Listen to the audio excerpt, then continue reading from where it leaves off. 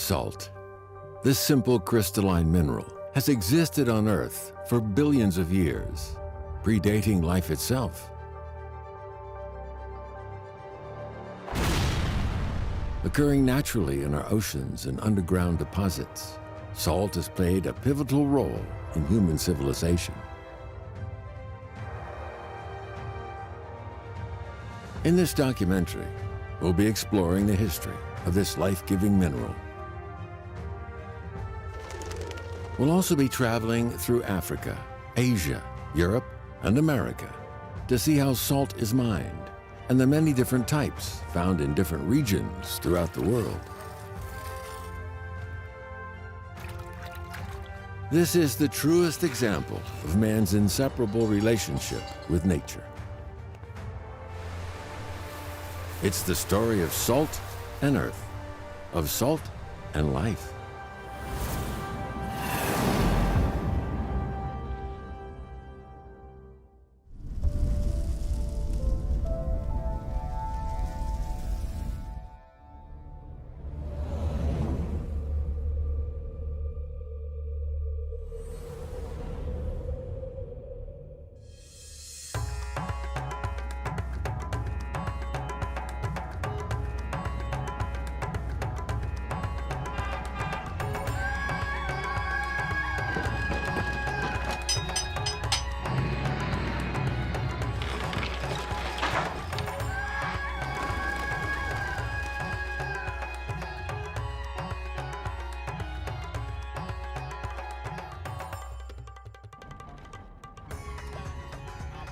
On the edge of the Desada Desert in northwestern India is Karagoda village.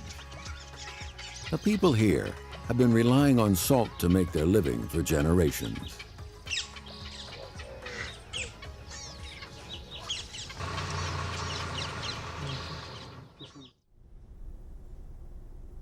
This old man is Gib Prasad and is the head of his family. In these hard times, he has nowhere else to turn to but the gods. It's the end of May, just before the monsoon season, and massive amounts of precipitation is about to rain down on the land. Soon the desert will become an ocean, and there is a real possibility that every salt field in the vicinity will be destroyed. However, in these snow-white salt dunes, there is still something to be salvaged, but it will take a family effort. They only have a few days. The plan is to load the salt into merchant trucks and sell it in exchange for money. But time is not on their side. અને जो तारीख है छेल्ली last तारीख आती है इस तारीख के अंदर हम निकाल देते हैं तो उसकी जो बाहर निकाल दिया जो नमक है उसकी जिम्मेदारी खींचने की व्यापारी की होती है समझा। कोई आफत और धुआं है बारिश से जो गिर पड़ता है ये जो पिघल जाएगा और नहीं खींचेगा तो इसकी जिम्मेदारी व्यापारी की है। Every year from June to October, the Desada Desert is inundated with water. When the monsoon season ends in October, rainwater evaporates in the sun, and the desert reappears. These are the busiest days of the year. Hundreds of families from nearby villages flock to the desert, carrying tents and other basic living supplies.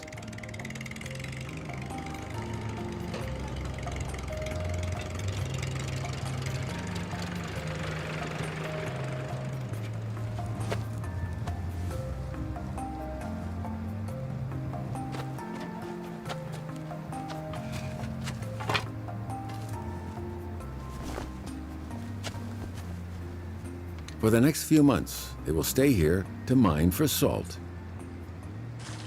The Gibb family has been doing this for generations and has always kept to traditional methods.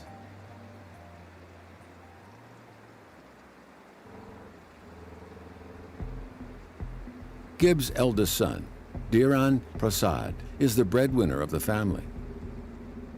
The first thing he does is plow new furrows in the desert soil and tamps it down beneath his feet. This method ensures the salt will be more pure and unadulterated.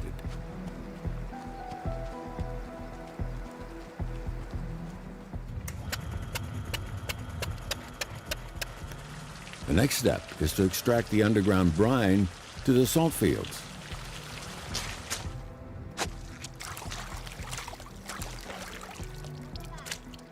Through the monsoon winds and the light of the sun, the brine naturally evaporates.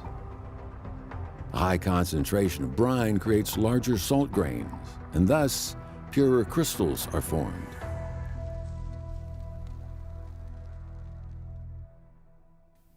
जो रण में काम करते हैं, ठंडी में काम करते हैं तो पैरों में, हाथों में ठंड लगती है, वो बुखार आ जाती है, वो सर्दन की बीमारी आ जाती है, वो कमर की बीमारी आ जाती है। और जो धूप में काम करता है तो शरीर के सारा जलन होने लगता है।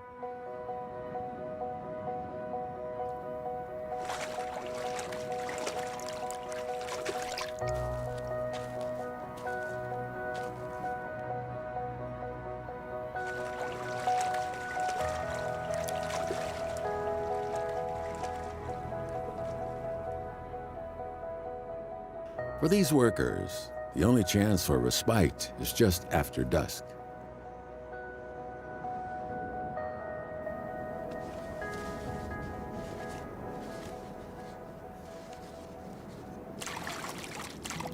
At the end of a hard year's work, Gibb's family have harvested a significant amount of salt, but haven't sold as much as other families in their region.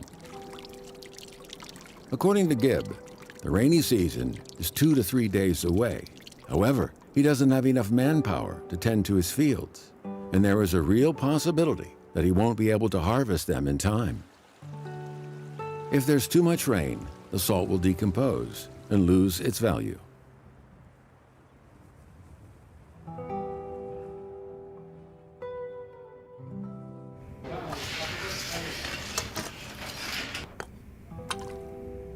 The eldest son, Diran, is not shy in voicing his opinion.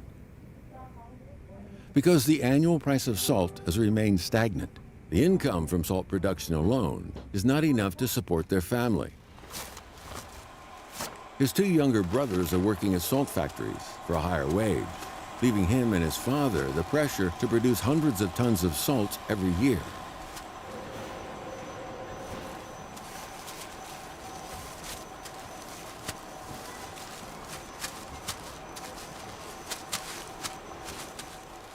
Diran is trying to persuade his father to hire some seasonal workers. It may cost more, but it seems like the only solution available to them.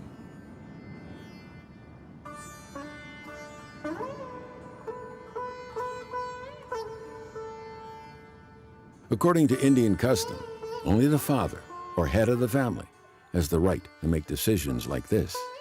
But Gibb is still struggling to make up his mind. The way he sees it, either option poses its own risks.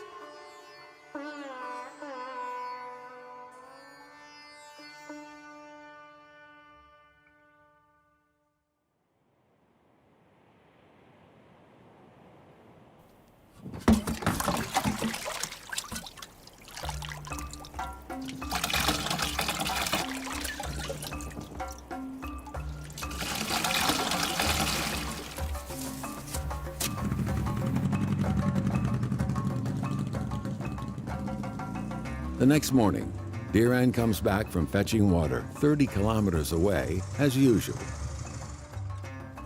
This time, he finds at least a dozen new hires working in the salt fields.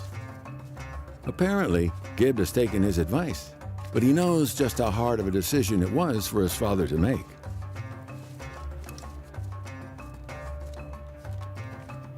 It costs nearly a fifth of their total income to hire the workers.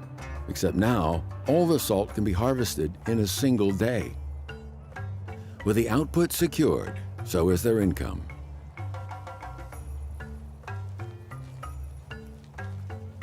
But the gamble hasn't paid off yet, because if there is no rain in the coming months, it will have been an unnecessary expense.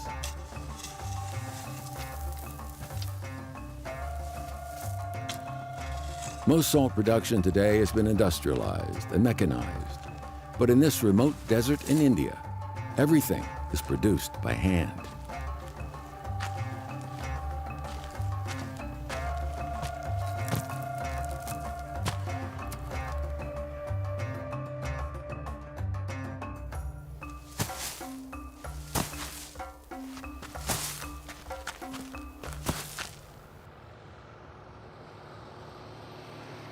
While modern technology and machinery has mostly made their methods obsolete, Gibb and the other villagers don't seem to mind the extra work. Gibb believes doing everything by hand brings out the best in his salt. And since his methods have been passed down from generation to generation, he feels a deep sense of obligation to do the same with his son.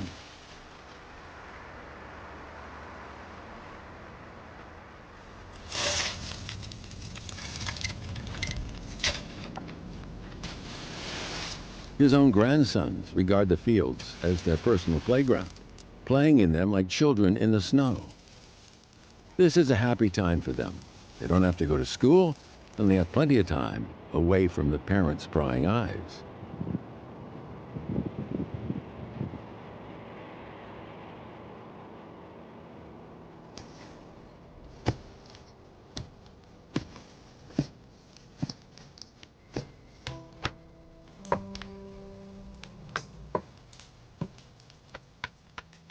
Gibb's daughter-in-law is preparing a traditional lunch of pancakes and curry.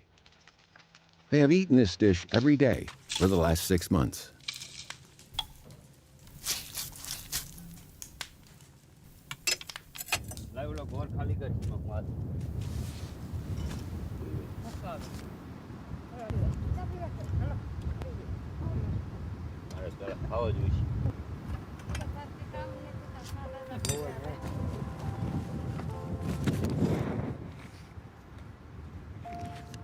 Luckily, Gibb is able to harvest all of his salt before the rainy season. Although it costs them extra money to hire workers, they increase their yield and now have a little more money to spend.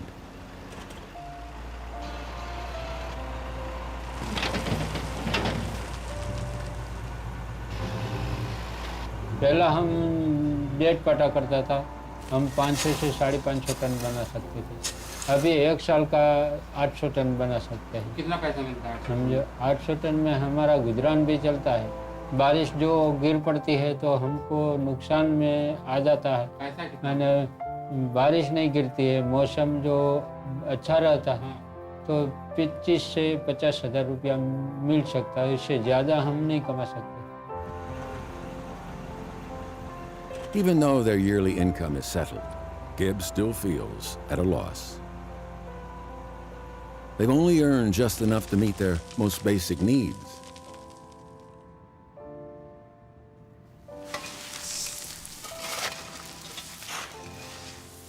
Like all the salt produced here, Gibb's salt will be shipped to the factories and processed into table salt.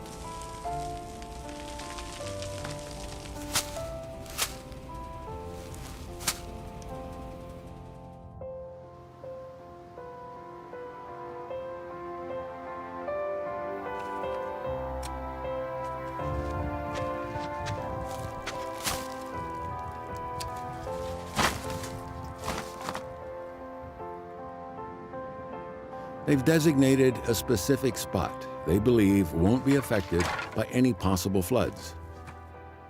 In a few months, the family will return here and continue their efforts in making what they consider to be the whitest salt in the world, something they have always been deeply proud of.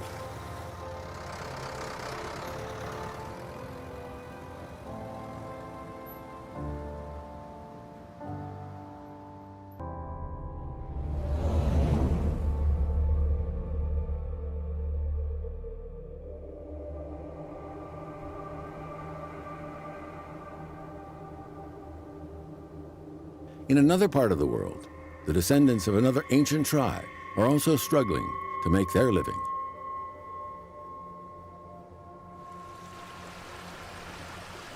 We return again to the Lantong River Valley, to the salt fields of Mankong, Tibet. 2,300 meters above sea level. For the last 1,200 years, the Nashi people living on the west bank of Jiada village have been producing pink salt, while the Tibetans on the eastern bank produce the more common white salt. Both tribes' history and hardship with salt is recorded here within these stilted salt plots.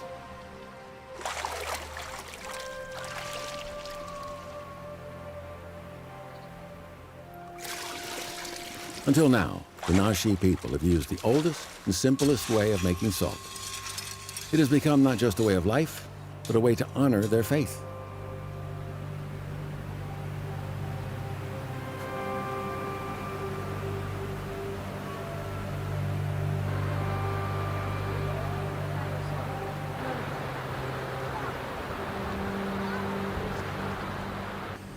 "32-year-old Sring Yi Chen possesses the most salt plots in Jiada village. After marrying here 10 years ago, this has been her only source of income. Since the men from the village are working in the cities, all the domestic work falls on the women. Because of this, Yi Chen has had to rely on her industriousness to survive.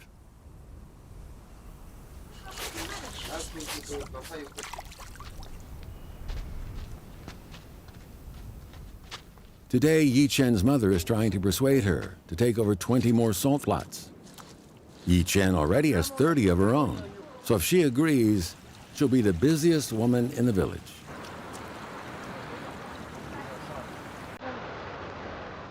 Although Yi Chen will see an increase in her income, it won't be much. Luckily, the working conditions are better than those in her mother's time. Back then, they carried the brine from the river to the fields on their backs, which was both painstaking and time-consuming. Today, they use pumps, but that increases the danger of electric shock due to the many electrical wires crisscrossing the fields. Sadly, this is how Yi Chen's best friend died.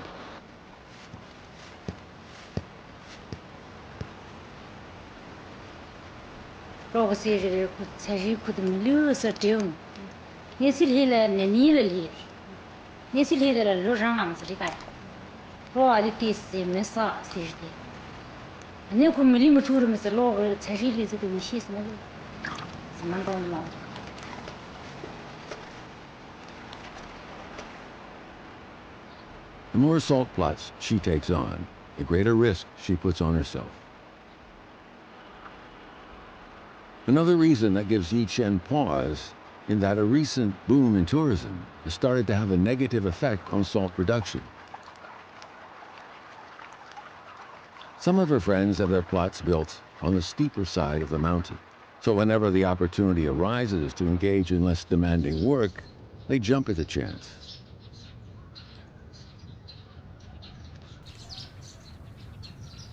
In fact, her good friend Roma has even opened up her own noodle restaurant.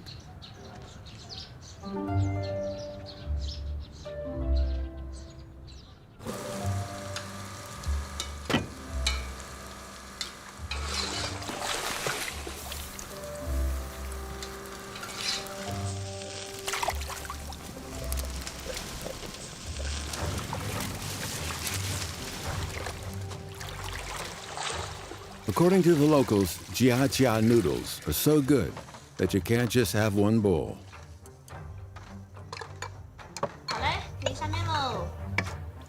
As each bowl has just a few noodles, Droma has created a competition to see who can eat the most bowls of noodles.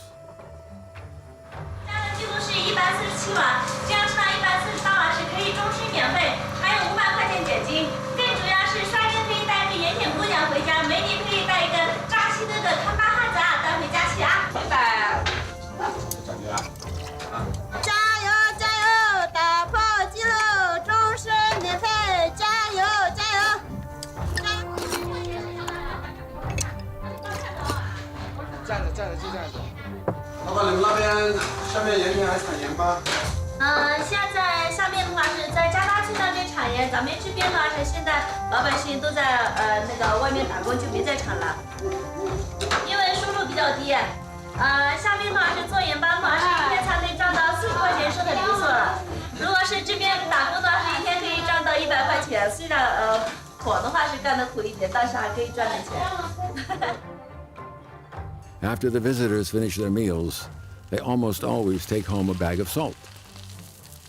At least here, business is flourishing. 这是白盐是吗？啊，对，这个就是你们当地的这个产的红对盐啊。对对，红盐、白盐，这个叫桃花盐。哦，这有什么功效？这呢是腌肉、腌菜、泡脚，有脚气和那个脚出汗的，这个特别有功效。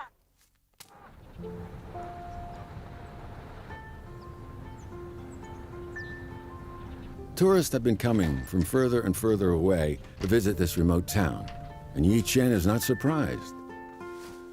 Aside from the delicious salt, the salt fields offer their own charm. And now, with the success of the noodle restaurant, there are even more reasons to attract people here. If things continue to go well, Yichen has even entertained the idea of opening her own hotel in the future. But for now, her only focus is providing a comfortable living for her two daughters. 最主要的一个，你看是一个什么来着呢？在这里呢，谁知道不？立刻干么？用功个米嘛，那什么我的不？危险什么？啥处处参与都没有的。他那个这个出书的一个什么来着？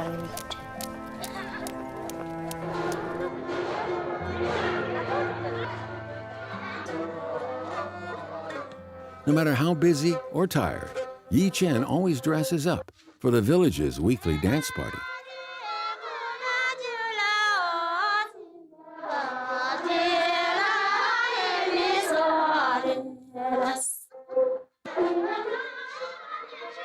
This is the perfect time for the women of the village to let loose and reward themselves for their hard work during the week.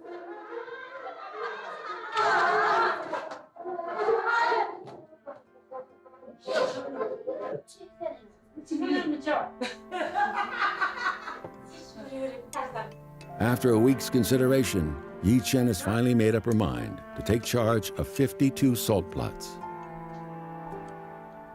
With her husband's 3 siblings in college and her 2 daughters leaving for school, she'll need all the extra income she can get.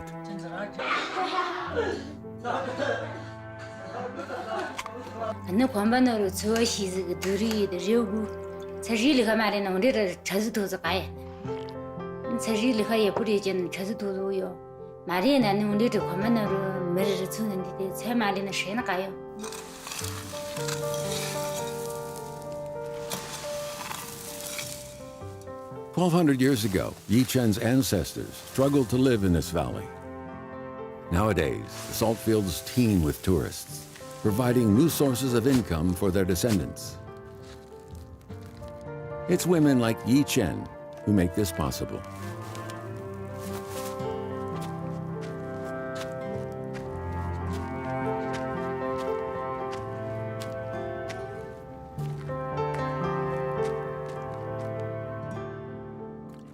Throughout history, salt production here has had its ups and downs.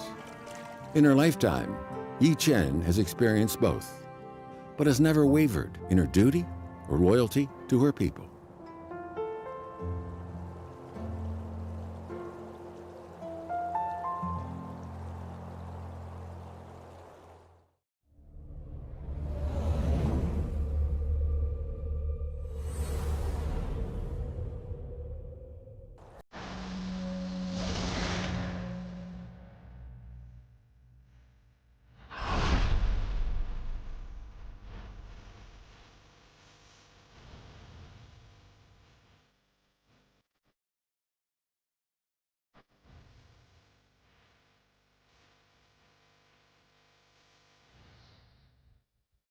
This is the Dakar Rally.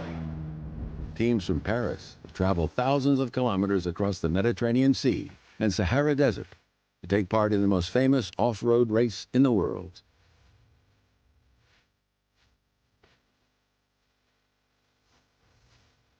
Just on the other side of the dunes is an entirely different world. Here, a pink, oval lake sits conspicuously amongst a lush green forest.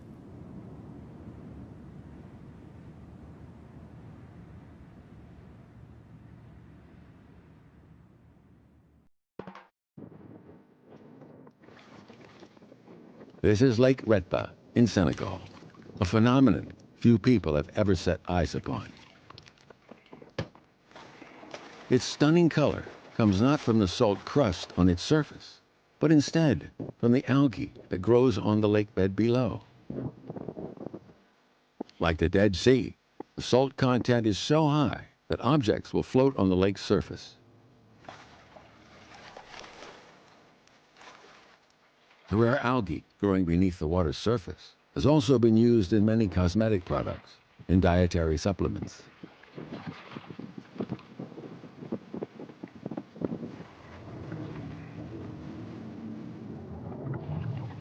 On average, the lake is only ever about 1 meter deep.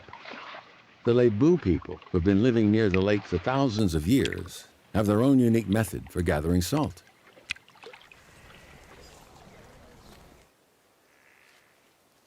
The man proudly wearing the number 44 on his jersey is Nahu. He's just 18 years old and is preparing for a long day's work.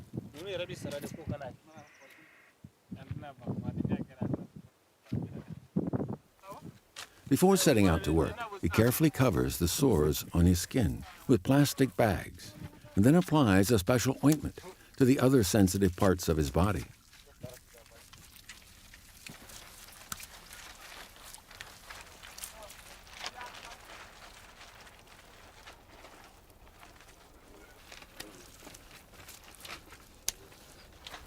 This is the cheapest and most effective way to protect himself.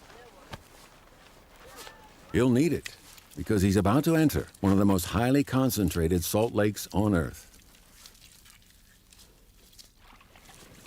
Each of the boats lined up along the shore is engraved with their owners' names. But Nahu is a simple man. All he needs is something that floats, a trusty spear, and a few baskets for collecting his salt.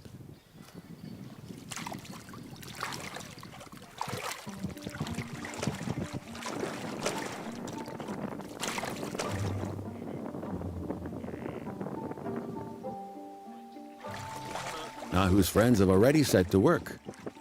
They mark their areas by jabbing long sticks into the lake bottom. Because they're unable to see beneath the surface, they have to break up the salt crust using nothing but feel and experience.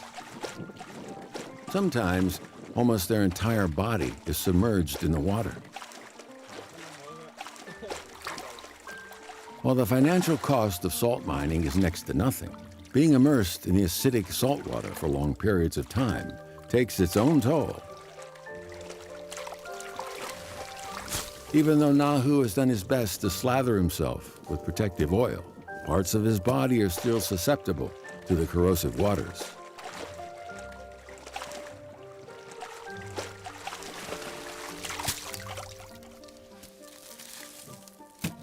Aside from the damage to his skin, working in water like this will render miners like Nahu sterile.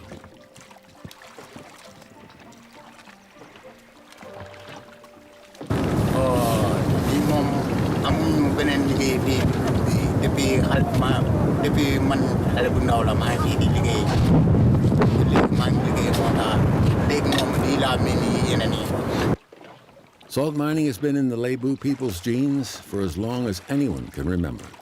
As in most places, the men are responsible for the mining, and the women are tasked with carrying it.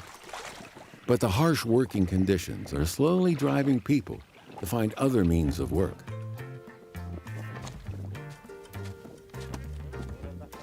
Amy's husband is one of those people.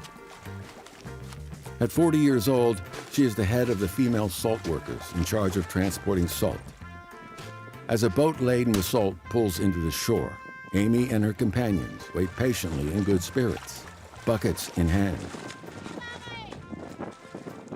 It will take several trips to transport the hundreds of kilograms of salt back and forth from the boat to the fields. They use seashells to keep track of each load they carry and receive their wages based on how many they've accumulated at the end of the day. On most days, these women work from dawn till dusk. They are highly respected in their community.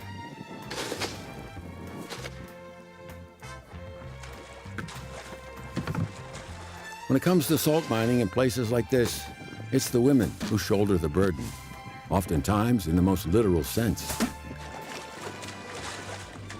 But they've always maintained a positive attitude towards their work, which is perhaps how it should be.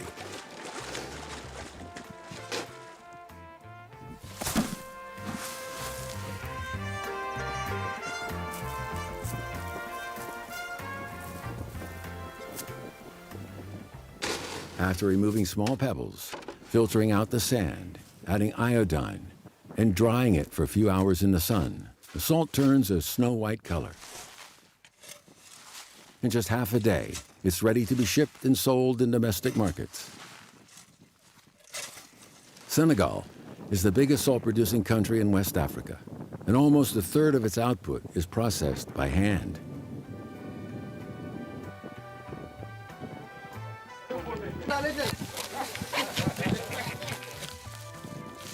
The Lebu people only mine salt from Lake Retba from November to early summer the following year. For the rest of the year, they will either find part-time work or take some well-deserved time off. Although salt mining here is not exactly a lucrative venture, they make enough money to get by and find few reasons to complain. After all, they've been relying on the rosy pink waters of Lake Retba, just as they have the life-giving blood that runs through their veins.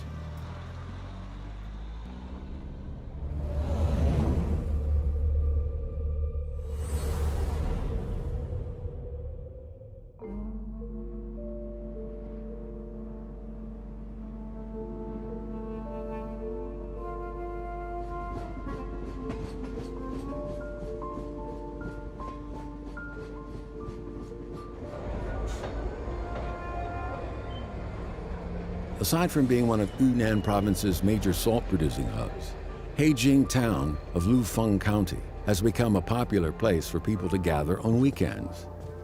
Here a slight haze from the boiling salt vats can be seen overhanging the town. In the northern part of town, a single workshop that uses ancient salt-making techniques is still in operation. In the past, it was the center of salt production from the Ming Dynasty to the 1940s. Giant water wheels, salt drying platforms, and brine boiling workshops have been kept in working condition for everyone to see how salt was produced in olden times.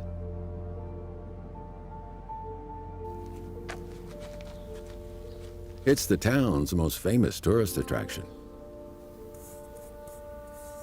One popular activity is carving characters into a block of salt and then roasting it over the fire to harden.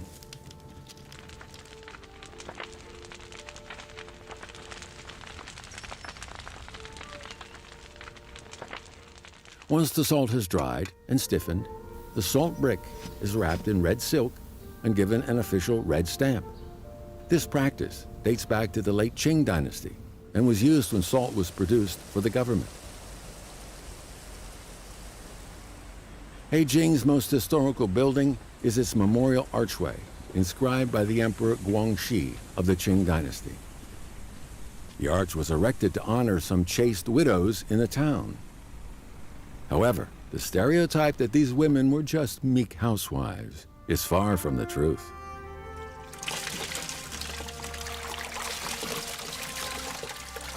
At that time, making salt was regarded as a man's job. It was they who toiled day and night in the workshops, stirring the brine and adding wood to the stove. It's highly physical work, though it isn't exactly suitable for women.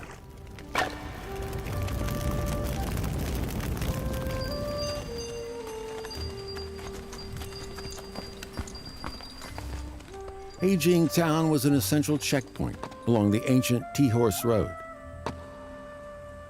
But while the men were away transporting their goods, their wives were left to take care of their families by themselves, often without ample food and supplies.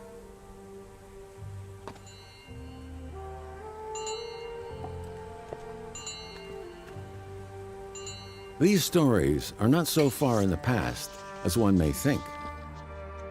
Many of the elder people living on this street used to be salt makers in their youth. Yong Chung Jen is one of them and is the oldest woman in Heijing. Since her husband died when she was young, she had to smuggle salt to support her and her son. Not surprisingly, she's a little reluctant to tell her story to strangers.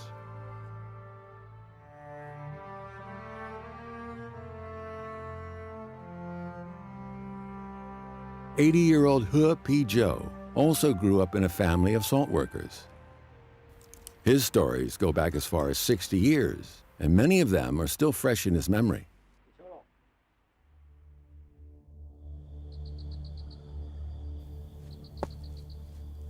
With their husbands away for months at a time, women were often left to fend for themselves.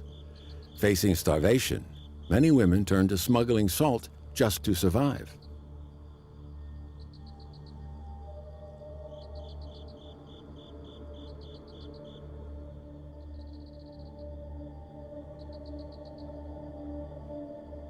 In old Heijing, the Wuma Bridge was the only way in and out of town. Getting past the local authorities was tricky business.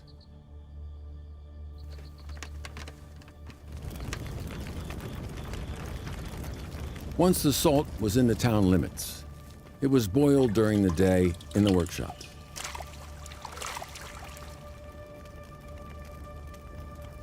At night, women would quietly do the same in their kitchens, being careful not to raise any unwanted attention.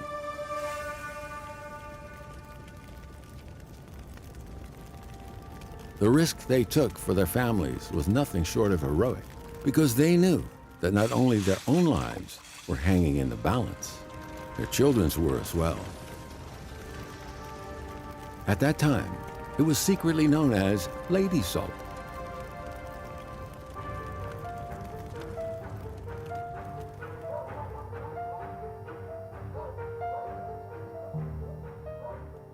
The brine carriers helped the women make their salt in private. Working together, they often produced more than the government quota, enabling them to sell the leftovers in town for extra money. It soon became the main source of private salt in Heijing.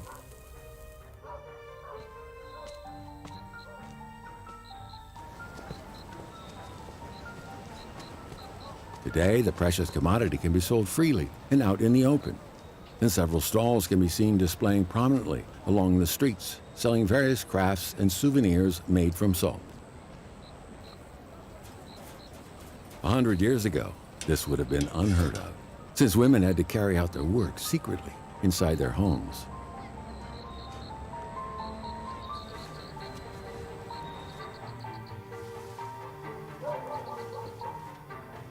For obvious reasons, smuggling salt was almost always done under the cover of night, and oftentimes women had to disguise themselves as pregnant women to get past the guarded checkpoints.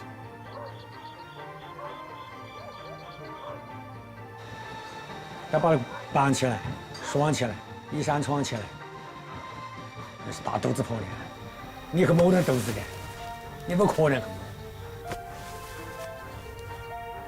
那些女人嘛都厉害呢，那些小嘎子嘛，以前嘛不值钱嘛，过活了。现在大人们挖那些冰那样嘛，啊还有那10个盐酸磨个嘎子给他，1、2个嘛磨2个给你。妈的家的话到了厂这边了，我的真都是这种啊！我娘说是过关的时候些女呢，男的你别把嘛过关。 One of the smuggling routes was from Heijing to Kunming. To avoid drawing attention to themselves, they had to stay off the main roads, traversing steep mountain passes and raging rivers along the way. At night, they would camp outside, under the elements, rather than take a chance of being questioned in town.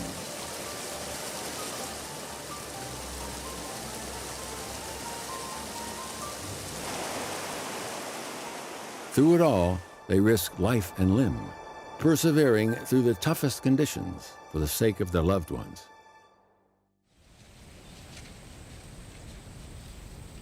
Fortunately, those days are a thing of the past. Today, it's the men who leave for work, while the women, children, and elders stay at home and tend to their farmland. Despite Yong Chung-jen's reluctance to talk about her past, there are still some things she's willing to share. One of her fondest memories is the salt-braised chicken she ate when she was young, a traditional dish in Beijing. For her 88th birthday, her eldest son, Wu Duo, has come to prepare her favorite meal. Its origin comes from a story of a salt worker who killed one of his employer's hens and hid it in a pile of salt. When he finally took it out and cooked it, he said it was the best chicken he'd ever tasted. Unfortunately, the dish has become a rarity here due to the amount of salt and supplies needed to make it. Luckily, Wu Duo's friend owns a restaurant. He has to braise the chicken in a mountain of salt for nearly 2 hours.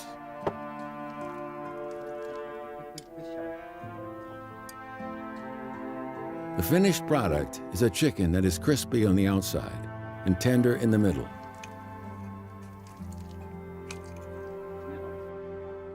For Yong Chung-jen, it's like experiencing her childhood all over again.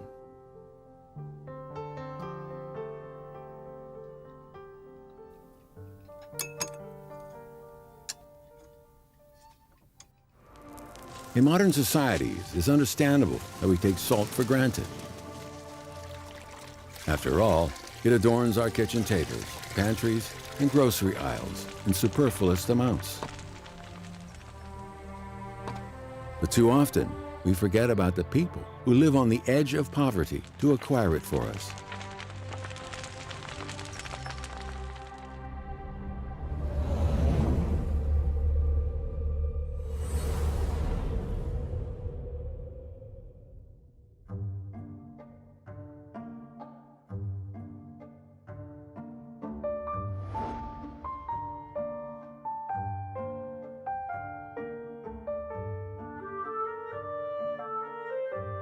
These are the men and women we don't see who work in the fields, mines, and oceans to provide us with salt. While the photos themselves can't speak, there are thousands of stories here to be told.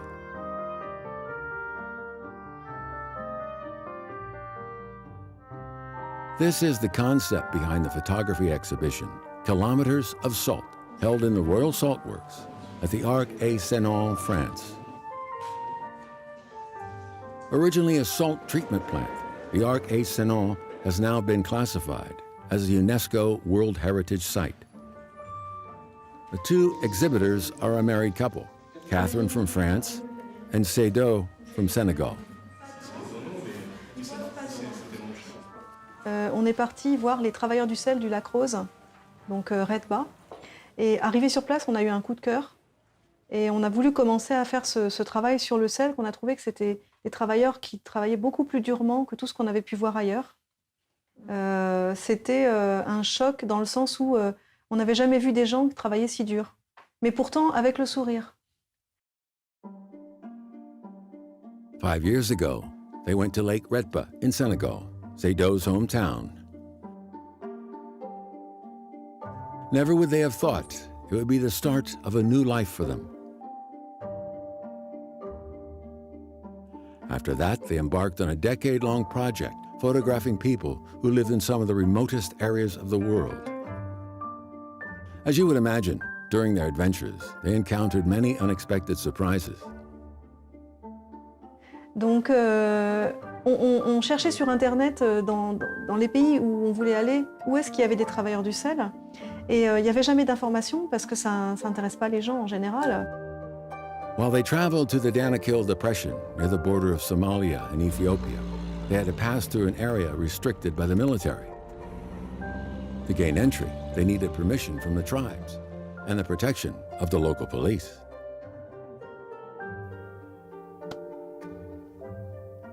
In the heart of the African desert, hotels are non-existent, so the only place to set up camp are in ramshackle huts like this one. Thankfully, the local tribesmen are there to lend a helping hand. Despite the extreme heat and tough living conditions, Catherine and Seydo are still able to get the shots they needed.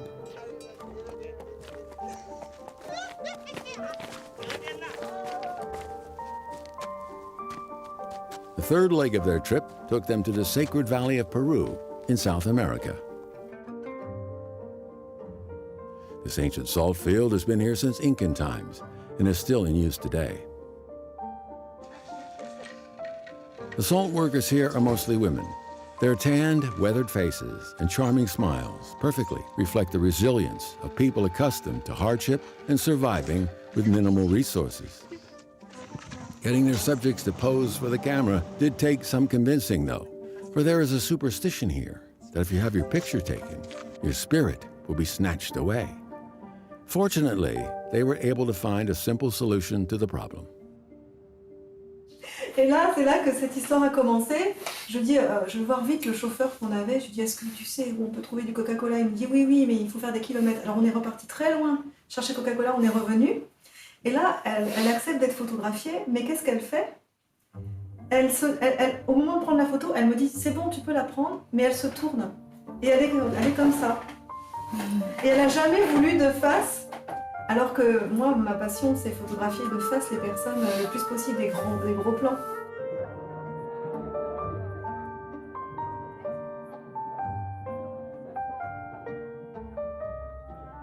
Catherine and Sado's journey is far from over. In the next 20 years, the couple plans to visit 30 more countries to photograph salt workers.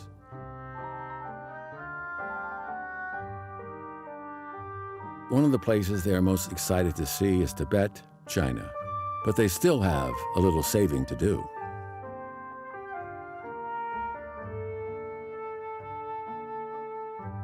Du moment que la tradition du sel continuait à durer, malheureusement, quand ils seront plus là, je pense que ça risque de s'arrêter, parce que les jeunes, je ne pense pas qu'ils veulent faire ça.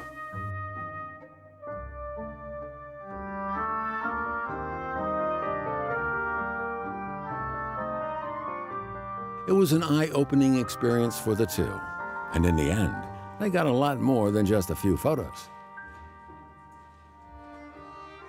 As the saying goes, picture says 1,000 words.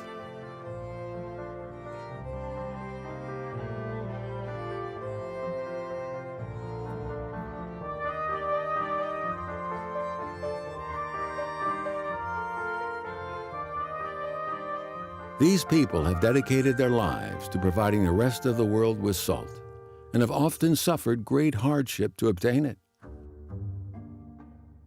We owe them not only our gratitude, but our respect. They truly are the salt of the earth.